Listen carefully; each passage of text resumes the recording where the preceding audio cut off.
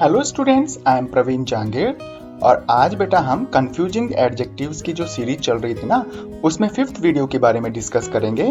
और इस वीडियो में बेटा हम अदर और अनदर के बीच में डिफरेंस करेंगे और ये भी जानेंगे कि हम अदर और अनदर दोनों का करेक्ट यूज कैसे कर सकते हैं। साथ ही साथ में बेटा ईच और एवरी इन दोनों शब्दों के प्रयोग में अंतर को भी भली भांति तरीके से जानेंगे।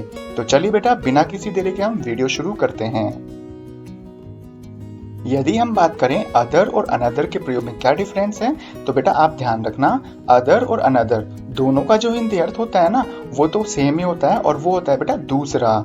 लेकिन अदर का प्रयोग बिल्कुल अलग कैटेगरी वाले दूसरे के लिए हम प्रयोग करते हैं अदर का, जबकि अनदर का प्रयोग हम ऐसी दूसरी संज्ञा के लिए करेंगे जो कि उसी कैटेगरी की हो। साथ ही साथ में आपको ये भी ध्यान रखना होगा कि जो अदर है वो सिंगुलर और प्लूरल दोनों प्रकार की संज्ञाओं से पहले प्रयोग किया जा सकता है, लेकिन ध्यान रखना अनदर का जो प्रयोग होता है ना, वो हमेशा सिंगुलर नाउन से पहले ही किया जाता है। तो चलिए बेटा इनको एग्जाम्पल के थ्रू और बेहतर तरीके से समझने की कोशिश करते हैं। जैसा कि मैंने यहाँ पे फर्स्ट एग्जाम्पल में लिखा है, I will give a pen to Sachin, कि मैं सचिन को एक पेन दूंगा।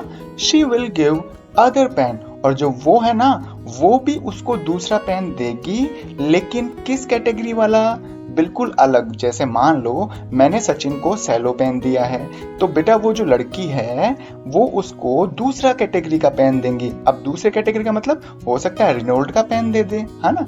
तो अब बात आपको समझ में आ गई होगी कि अदर का प्रयोग हम कैसे करते हैं। इसी के साथ में यदि हम अनदर के प्रयोग को समझना चाहें तो सेकंड एग्जाम्पल इसका सबसे बेस्ट एग्जाम्पल है, I will give a pen to Sachin, मैं सचिन को एक पेन दूंगा, लेकिन she will give another pen, लेकिन वो भी सचिन को पेन देगी, लेकिन दूसरा वाला। अब यहाँ पर दूसरे का मतलब क्या है? जैसे मान लीजिए मैंने सचिन को सेलो वाला पेन दिया, तो बेटा वो भी सचिन को सेलो वाला ही पेन देगी।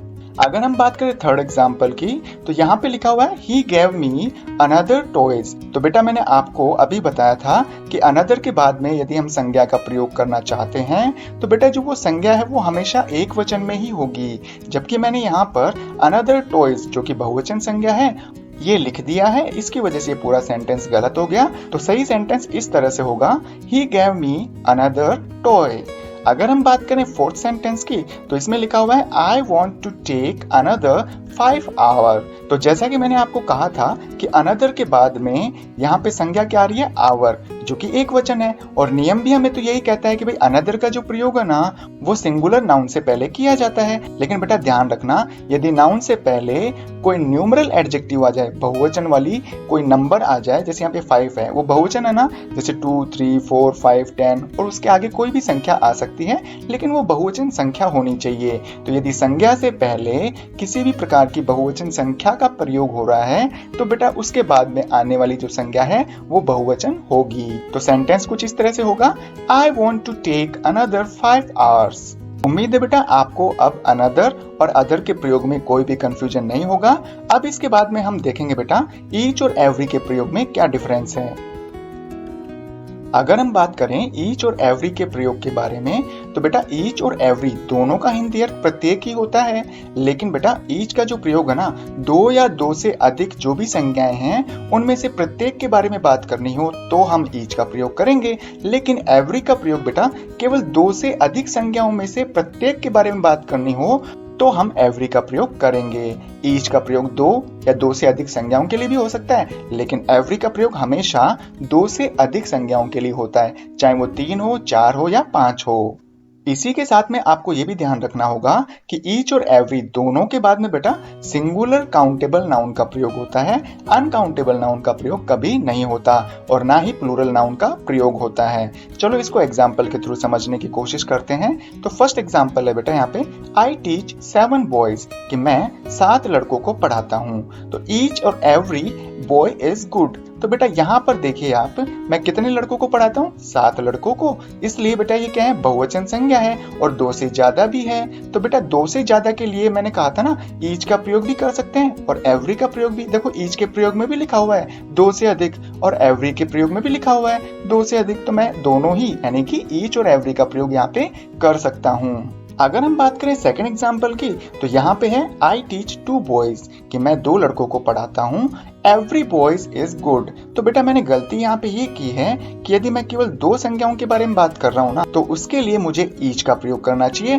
और साथ ही साथ में मैंने दूसरी गलती और कर दी कि एवरी और ईच के बाद में यदि हम काउंटेबल नाउन का प्रयोग कर रहे हैं तो वो हमेशा सिंगुलर होना चाहिए। तो सेंटेंस कुछ इस तरह से होना चाहिए कि I teach 2 boys, each boy is good. अब बेटा हम ईच और एवरी के कुछ एडवांस रूल के बारे में भी डिस्कस कर लेते हैं, ताकि आपको कुछ एडवांस नॉलेज भी मिल जाए।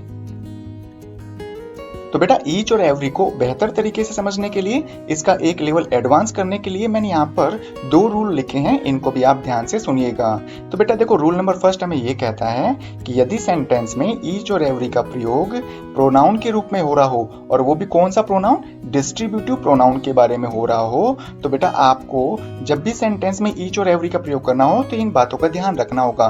तो जब भी आप डिस्ट्रीब्यूटिव प्रोनाउन के रूप में ईच एवरी का प्रयोग कर रहे हैं, तो इस स्ट्रक्चर को कंठस्थ याद कर लीजिएगा। वो कुछ इस तरह से है, सबसे पहले आप ईच या एवरी का प्रयोग करेंगे, उसके बाद में ऑफ के बाद में दे का प्रयोग जरूरी है, और उसके बाद में बेटा आपको बहुवचन संज्ञा का प्रयोग करना होगा।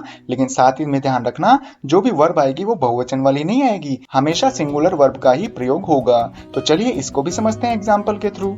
जैसे यहाँ पर फर्स्ट एग्जाम्पल है, every of the 2 students are weak. तो बेटा देखो यहाँ पर एवरी का प्रयोग डिस्ट्रीब्यूटिव प्रोनाउन के रूप में किया जा रहा है। तो चलो इसकी गलतियां तो हम बाद में करेंगे, पहले मैं आपको दोनों सेंटेंस पढ़ के बता देता हूँ। तो बेटा देखो, फर्स्ट सेंटेंस में भी एवरी लिखा हुआ है, सेकंड में भी एवरी लिखा हुआ है। तो फर्क कैसे करें कि भाई ये तो डिस्ट्रीब्यूटिव प्रोनाउन है और ये डिस्ट्रीब्यूटिव एडजेक्टिव है। तो देखो फर्क करने का मतलब ये है, एवरी और उसके बाद आने वाले नाउन के बीच में अगर ऑफ आ रहा है तो मतलब एवरी या ईच डिस्ट्रीब्यूटिव प्रोनाउन है, और एवरी और उसके बाद में आने वाले नाउन के बीच में कुछ भी नहीं आ रहा है, तो बेटा हम कहेंगे कि जो एवरी और ईच है वो क्या है, डिस्ट्रीब्यूटिव एडजेक्टिव। तो चलिए अब दोबारा से हम फर्स्ट एग्जांपल को देखते हैं। Every of the 2 students are weak. तो बेटा यहाँ पर एवरी का प्रयोग डिस्ट्रीब्यूटिव प्रोनाउन के रूप में हो रहा है, क्योंकि यहाँ पे एवरी के बाद में ऑफ का प्रयोग किया जा रहा है। तो बेटा आपको ध्यान में रखना ये था कि एवरी के बाद में आने वाली संज्ञा तो प्लूरल है, लेकिन बेटा यहाँ पर जो वर्ब है वो प्लूरल है, जबकि होनी क्या चाहिए थी, सिंगुलर वर्ब होनी चाहिए थी। अब आप कहोगे सर यहाँ पे जो संज्ञा है ना वो तो प्लूरल है, तो प्लूरल संज्ञा के लिए हम प्लूरल वर्ब का यूज करते हैं। लेकिन बेटा आप ये ध्यान से तो देखो, यहाँ पर जो वर्ब आ रही है वो स्टूडेंट्स के अकॉर्डिंग नहीं, एवरी के अकॉर्डिंग आ रही है। कि भाई हमारे पास में 2 स्टूडेंट है ना, तो उन 2 स्टूडेंट्स में प्रत्येक के बारे में हम बात कर रहे हैं ना, तो प्रति प्लस एक मतलब हर एक के बारे में बात कर रहे हैं, तो बेटा एक वचन वर्ब का ही तो प्रयोग होगा। ठीक इसी तरह से सेकंड एग्जांपल देखें तो वो है एवरी स्टूडेंट इज वीक। तो ये एग्जांपल मैंने इसलिए लिखा था कि भाई आपको ये पता चल जाए कि ईच एवरी कब डिस्ट्रीब्यूटिव प्रोनाउन होता है और ईच एवरी कब डिस्ट्रीब्यूटिव एडजेक्टिव होता है। तो सेकंड एग्जांपल में एवरी जो है वो डिस्ट्रीब्यूटिव एडजेक्टिव है, क्योंकि एवरी के जस्ट बाद में नाउन आ गया, न कि ऑफ आया है। अगर हम थर्ड एग्जाम्पल की बात करें तो यहाँ पे लिखा हुआ है each of the 10 girl was intelligent. तो बेटा यहाँ पर देखिए ईच का प्रयोग आपको पता है ना, 2 से ज्यादा संज्ञाओं के लिए किया जाता है। तो बेटा यहाँ पर हमने गलती की है संज्ञा को लेकर। तो देखो सीधी सी बात है, ईच ऑफ मतलब ये क्या है, डिस्ट्रीब्यूटिव प्रोनाउन के रूप में ईच का इस्तेमाल हो रहा है। तो हम क्या करेंगे, यहाँ पर जो आने वाली संज्ञा है वो प्लूरल में होनी चाहिए। तो सेंटेंस कुछ इस तरह से होगा, each of the 10 girls was intelligent. ठीक इसी तरह से यदि हम रूल नंबर सेकंड की बात करें तो ये कहता है हमें कि भाई यदि वाक्य में ईच और एवरी का प्रयोग डिस्ट्रीब्यूटिव एडजेक्टिव के रूप में किया जा रहा है तथा इनके बाद में प्लूरल नंबर का कोई प्रयोग हो रहा है ना, तो आने वाली संज्ञा बहुवचन रूप में लिखेंगे। तो बेटा ये जो नियम है वो ठीक अदर और अनदर की तरह ही है। तो इसको एग्जाम्पल में हम देखते हैं। I have punished every 9 girl। तो बेटा इसका हिंदी अर्थ होगा कि जो 9 लड़कियां थी उनमें से प्रत्येक लड़की को मैंने पनिशमेंट दी है। तो यहाँ पर बेटा देखिए एवरी के बाद में जो 9 है वो नंबर है और बहुवचन रूप में है ना, भाई 2 से ज्यादा है तो ये बहुवचन रूप ही तो हुआ। तो जो बहुवचन नंबर आते हैं या जो प्लूरल नंबर आते हैं तो उसके बाद में यदि संज्ञा का प्रयोग करना है तो हमें वहां पर संज्ञा का प्रयोग बहुवचन रूप में ही करना होगा। तो सेंटेंस कुछ इस तरह से होगा, I have punished every 9 girls। तो बेटा उम्मीद है आपको अदर अनदर साथ में ईच और एवरी का प्रयोग अच्छी तरह से समझ में आ गया होगा और इनसे रिलेटेड जो भी कंफ्यूजन आज तक आपके दिमाग में था वो अब नहीं रहेगा। यदि वीडियो अच्छा लगा है तो बेटा इसे लाइक करिएगा, अपने फ्रेंड्स में इसे जरूर शेयर करिएगा। साथ ही में अगर आप चाहते हैं कि भाई इसी तरह के जो वीडियोस हैं आपकी स्क्रीन पर रेगुलर आते रहें, तो इसके लिए बेटा आप मेरा चैनल सब्सक्राइब कर सकते हैं। थैंक यू बेटा for giving your valuable time watching this video.